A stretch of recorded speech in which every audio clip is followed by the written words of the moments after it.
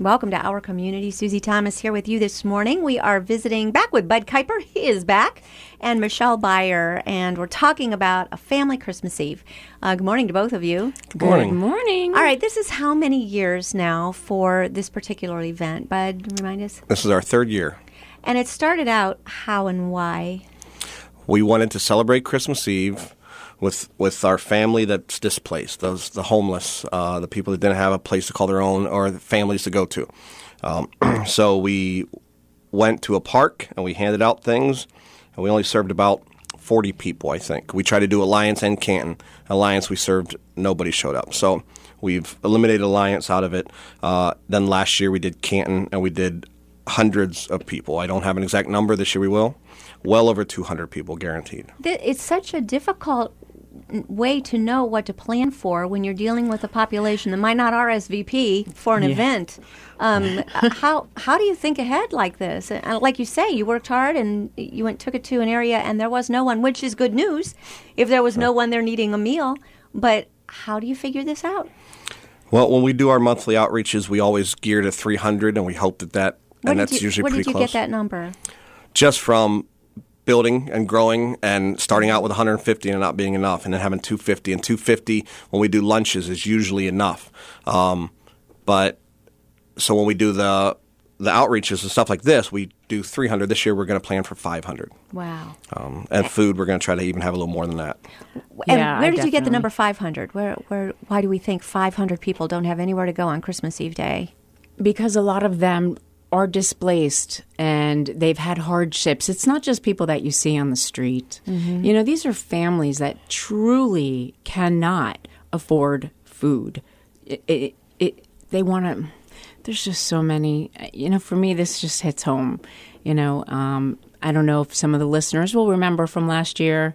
You know, I started the food because I was sitting at my Thanksgiving dinner table with a ton of food and no one to eat it. And I'm thinking to myself, let me invite some friends over. You know, let them eat that and enjoy if they have nowhere to go. And then I thought about Christmas Day. And that's when I called Bud up and I'm like, hey, I want to serve Christmas dinner.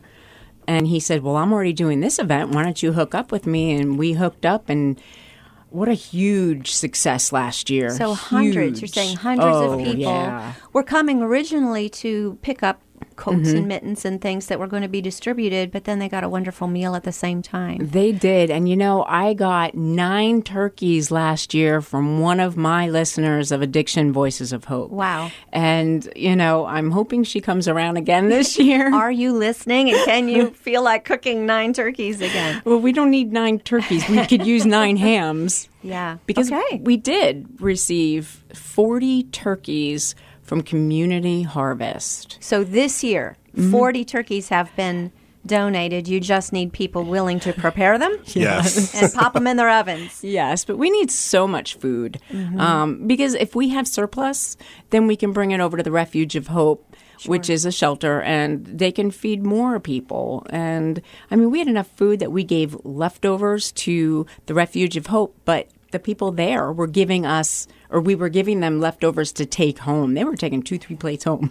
You realize you're living out a parable, right? That you planned a dinner, nobody came, and so you went out into the street and invited everybody you could find who didn't have somewhere to go. You're walking that out. That sounds, I've heard this before somewhere. I wonder where I heard this before.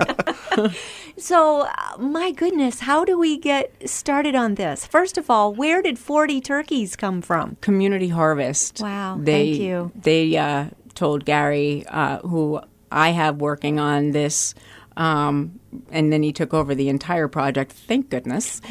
Chairman, He told me that they just offered him 40 turkeys. Okay. And I just am so thankful to them for that. It's amazing. So what we're talking about here today is, I guess, let's let everybody know what's going on and where and when, because today you need volunteers like crazy. We need food just as much. Okay. Yes. Prepared food. Yes, prepared food. Okay. So is there anything to underwrite the cost of the food? No. Okay. So are people willing to go out and provide potatoes? A bag of corn cooked, you know. Yes. although we could nuke it if we needed to. But, it doesn't matter. A bag of rolls, paper plates. It really does not matter what's ever in your heart. Is there someone to contact who's keeping track so that you don't get 80 stacks of paper plates but nothing to put on them, so that everybody's buying the right things and it all works together? They could contact me. The food is my thing. Okay.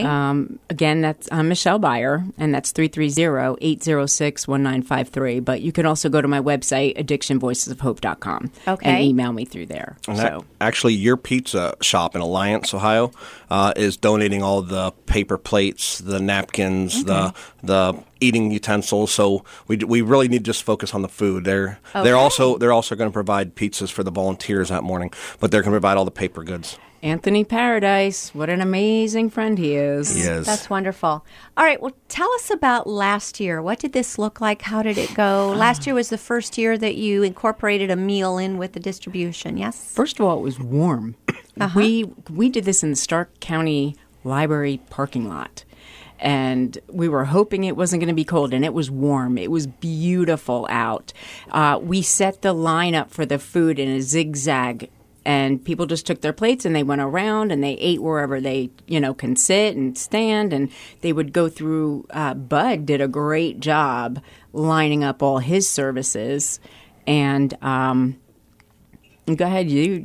What services did you have? I saw someone cutting hair. Yeah, we learned from last year what we need to work on this year and what already worked in place. The difference this year, we have an indoor location, which we won't share publicly for everybody, but anybody can. All they got to do is call us and find if they want to be a part of it. But what we learned was having them stop at the food last helped get them all their services, everything else they need, and then they had all the time they wanted to finish eating. So they could eat quickly and leave, or they could sit and enjoy.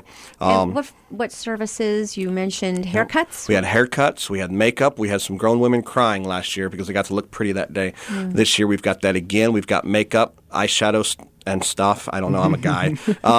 But they'll get their makeup done, and then they'll go home with that same makeup so they can use it for the next few days. And go out to Christmas or months, Eve or whatever service, it is. look awesome. Right. Yes. We have professional hairstylists, professional makeup artists, professional whatever you call the people who do the fingernails. Manicures. We're still hoping to get some massage therapists. I reached out to Stark State, but it's in between classes, so it would have to be somebody just volunteering their services. I haven't had anyone reach out to me yet. I'm hoping they're out there. Let's put an APB out, okay? Yeah. So someone who does massages. Sure. What other ways to volunteer are there? What all are you looking for? We're going to need people just to man the different stations that have the hats, the coats, the gloves, the scarves, unscented candles. We've got so many different items. What we purposely avoid doing is putting together packages, like care packages, because we're shooting for 500 people, but if we set up 500 packages, that 500 are going to run out. We might not need 500 toothpaste, but we might need 400 deodorants and 100 toothpaste. So instead of burdening them with things that they don't want to take up extra room in their backpack, they can come and pick everything they want one at a time. They're welcome to take everything or just what they need. So they can kind of basically go shopping by picking and choosing what they're needing, and everybody gets a backpack?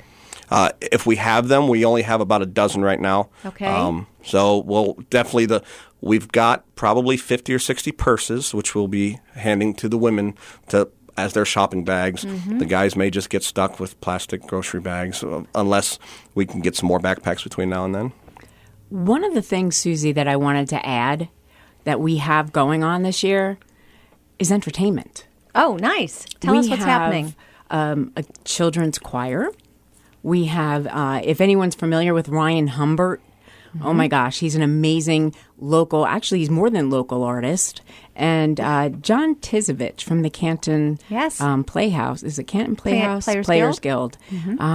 I'm not sure what he's doing, but whatever he's doing is going to be amazing. So while they're eating, they're getting entertainment as well. He may have become a pastor? He did become a pastor. Yep. River Tree.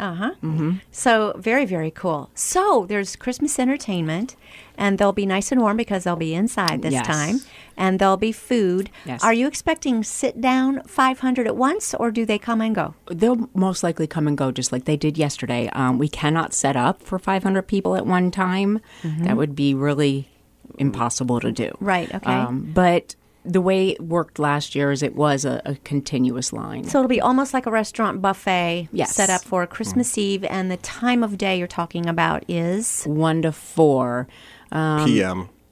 I always leave that out, and people ask me, p.m. or a.m.? Really? So, yeah, I don't know. I guess because I say Christmas Eve, they think we're going in the morning. But, yeah, it's 1 to 4 o'clock in the afternoon. So it's Christmas Eve day. It is Christmas Eve day. And if you're going to volunteer, we'll give you the address and where it is. We don't like to give the location at this point in time. Totally fine. So, okay, so I know we've got a lot of ears perked up because they're saying this is exactly Christmas Eve day. The kids are going crazy. You're trying to think of things to keep people entertained, just waiting for Christmas Eve to happen. And so what a perfect thing to come to the family Christmas Eve event and be able to help out in some way, serve or help pass out, help distribute items and so forth. What ages are you looking for volunteers? It doesn't really matter. You know, I would like to get our grandchildren involved. You know, it's a great way to show your children to share and to love and to help others that cannot help themselves at this point in time. This is Bud and I's mission. You know, this is our family, which is why we call it a family Christmas Eve. Share the warmth. You are our family. We want you to come. We want you to enjoy, period. And so the menu is going to be basically what people decide to make and bring you. Yes. Okay. For cooks, they contact you, Michelle? Yes, absolutely. Let's give that information again. What are you looking for in particular? I am looking for hams, potatoes, stuffing, the whole, you know, all of that. I'm looking for people to serve. I'm looking for prep cooks. You don't have to be a cook to be prep. You could be cutting. You could be doing it. I'm looking for servers, you know, just runners back and forth from the kitchen, you know, bringing the hot, you know, meals back and forth. Okay. A lot. It's going to take about 50 volunteers just for my section. That's my next question. Is it going to be, how many? And then are you going to be making it there at the location, or is this, you mentioned before, we need the food coming in ready-made and prepared? Yes. We will have sternos with, you know, but those only keep it warm. They don't cook or heat from cold. So we definitely need it heated if possible. We do have, maybe the oven will be in by then where we're going to be. So we would really prefer it and love you even more for it. If you bring it hot. Yes. Okay. Please. And I'm wondering if maybe church groups or Sunday school classes that might be hearing this would say, we can all do a batch of stuffing. And is it okay if, like, a church group, would all sign up for, like, one thing? Like, if one church just took the corn and one church just took the stuffing, it sounds like you'd have this pulled together pretty wonderful. Easily. Anchor House would also be willing to buy the aluminum pans. I can actually go to GFS today. And that way somebody can just come by Anchor House and say, we're going to do stuffing. They get the pan, they cook, put it there. That way they don't have to bring their Tupperware, their dishes. They can leave it there, and that's what's going to go into the sternos and so on anyway. So it'll make everything pretty simple that way. Something that would not have to, they'd have to not have their name written on it and get returned, like a potluck that can always get. I still have somebody's spoon from who knows when. It's become my fave spoon. I'd hate to part with it, but it's funny. Not mine. So that's funny. Well, if they need any suggestions or they can contact me again through my website, addictionvoicesofhope.com. If you want to volunteer, if you want to bring food, any questions whatsoever, please, email me. The phone number you'll never, Okay, it's easier. Okay, it's easier to give addictionvoicesofhope.com. Got it.